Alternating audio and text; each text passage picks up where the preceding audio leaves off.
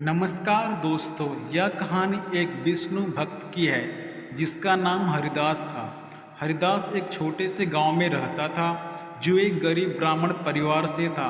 बचपन से ही हरिदास को भगवान विष्णु के प्रति गहरी आस्था थी। उसका मन हमेशा भगवान के भजन और उनकी महिमा के गान में रमा रहता था। उसकी भक्ति इतनी प्रबल थी कि वह हर रोज सूर्योदय से पहले उठता और नदी में स्नान करके विष्णु मंदिर जाता। वहाँ वह घंटों तक ध्यान और प्रार्थना करता। गांव के लोग हरिदास की भक्ति और सरल स्वभाव की बहुत प्रशंसा करते थे। उसकी भक्ति में कोई दिखावा नहीं था, बस भगवान विष्णु के प्रति निस्वार्थ प्रेम था। हरिदास अपने घर में ही छोटी सी पूजा की वेदी बनाकर भगवान विष्णु की मूर्ति रखकर पूजा करता था।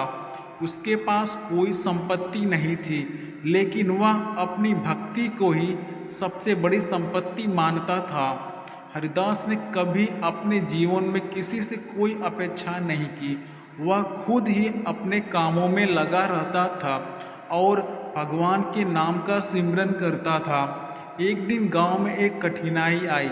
कई महीनों से बारिश नहीं हो रही थी, जिसके कारण खेतों में सूखा पड़ गया और लोग भूख से परेशान हो गए। गांव के लोग परेशान होकर समाधान की तलाश में थे, पर कोई उपाय नहीं सूझ रहा था। गांव के बुजुर्गों ने यह निर्णय लिया कि वे सभी मिलकर भगवान से प्रार्थना करेंगे। वे सभी हरिदास के पास गए और उससे मदद मांगी। हरिदास ने सभी को विश्वास दिलाया कि उनकी प्रार्थनाओं को भगवान विष्णु अवश्य सुनेंगे यदि वे सच्चे मन से प्रार्थना करेंगे। हरिदास ने गांव वालों के साथ मिलकर मंदिर में विशेष पूजा का आयोजन किया। पूरे गांव ने मिलकर दिन रात भगवान विष्णु के भजन और कीर्तन किए। हरिदास की अगुवाई में सभी ने भगवान से बारिश के लिए प्रार्थना की। कई दिनों तक भक्ति और प्रार्थना के बाद एक दिन आसमान में बादल छाए और जोरों की बारिश हुई।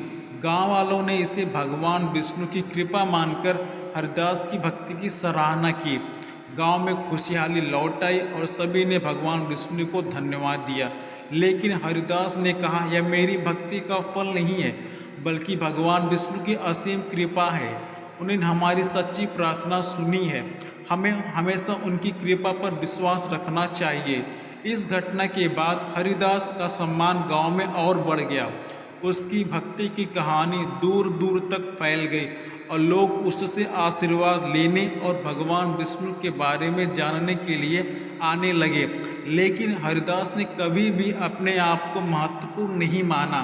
वह हमेशा कहता था कि मैं तो भगवान का दास हूँ, सारा श्रेय उन्हीं को जाता है। मैं बीतता गया और हरिदास ने अपना पूरा जीवन भगवान विष्णु की भक्ति में समर्पित कर दिया। उसकी निस्वार्थ भक्ति और भगवान के प्रति समर्पण की कहानी आने वाली पीढ़ियों के लिए प्रेरणा बनेगी। उसकी भक्ति का उदाहरण आज भी दिया जाता है जब सच्चे विश्वास और समर्पण की बात की जाती है।